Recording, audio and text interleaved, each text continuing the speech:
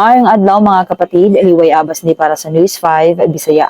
Kipakita ni Attorney Israelito Torion nga nagkita sila sa iyang kliyente nga si Senator Bato de la Rosa.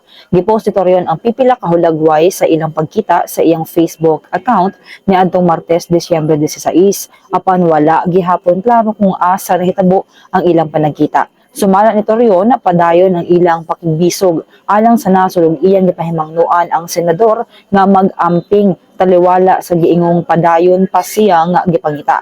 Nauna nang giingon ni Torion nga wala siya'y komunikasyon sa iyang kliyente sukad pa sa unang bahin sa Nobyembre. Mahinumduman nga wala pa usab motambong si De La Rosa sa mga sesyon sa Senado sukad mitumaw ang balita nga adunay giingong gipagawas nga warrant of arrest ang International Criminal Court batok kaniya. Kini sa mga tong update, magpadayon na sa pagbantay sa social media pages sa News 5 para sa bantang mga balita ug update.